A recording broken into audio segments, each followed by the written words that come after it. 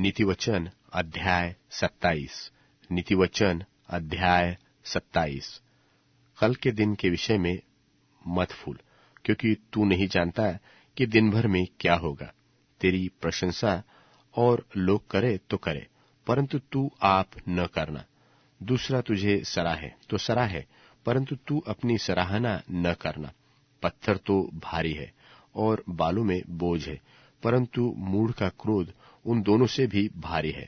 क्रोध को क्रूर और प्रकोप धारा के समान होता है, परंतु जब कोई जल उठता है तब कौन ठहर सकता है। खुली हुई डांट गुप्त प्रेम से उत्तम है। जो घाव मित्र के हाथ से लगे वह विश्वास योग्य है, परंतु बैरी अधिक चुंबन करता है। संतुष्ट होने पर मधु का छत्ता भी फीका लगता है, परंतु भूखे को सब कड़वी वस्तुएं भी मीठी जान पड़ती है। स्थान छोड़कर घूमने वाला मनुष्य उस चिड़िया के समान है जो घोंसला छोड़कर उड़ती फिरती है। जैसे तेल और सुगंध से, वैसे ही मित्र के हृदय की मनोहर सम्मति के कारण मन आनंदित होता है।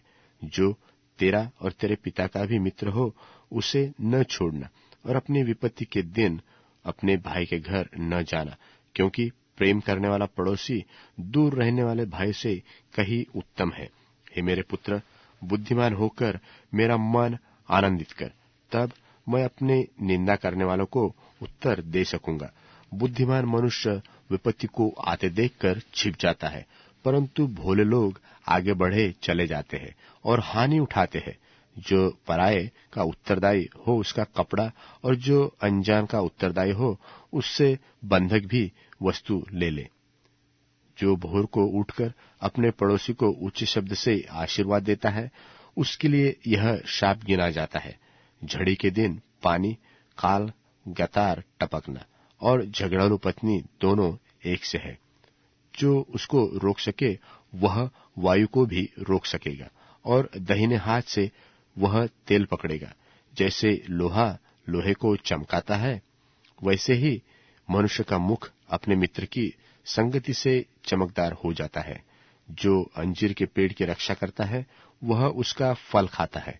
इसी रीति से जो अपने स्वामी की सेवा करता, उसकी महिमा होती है। जैसे जल में मुख की परछाई मुख से मिलती है, वैसे ही एक मनुष्य का मन दूसरे मनुष्य के मन से मिलता है। जैसे अधोलोक और विनाशलोक, वैसे ही मनुष्य की आंखें भी तृप्त नहीं होती। जैसे चांदी के लिए कुठाई और सोने के लिए भट्टी है, वैसे ही मनुष्य के लिए उसकी प्रशंसा है। चाहे तू मूर्ख को अनाज के बीच ओखली में डालकर मुसल से कूटे, तो भी उसकी मूर्खता नहीं जानेगी। अपनी भेड़ बकरियों की दशा भली भांति मन लगाकर जान ले, और अपने सब पशुओं के झुंडों की देखभाल उचित रीति से कर, क्योंकि संपत्ति सदा नहीं ठहरती। और क्या राजमुकुट पीढ़ी पीढ़ी चला जाता है? कटी हुई घास उठ गई, नई घास दिखाई देती है। पहाड़ों की हरियाली काटकर इकट्ठी की गई है। भेड़ों के बच्चे तेरे वस्त्र के लिए है, और बकरों के द्वारा खेत का मूल्य दिया जाएगा।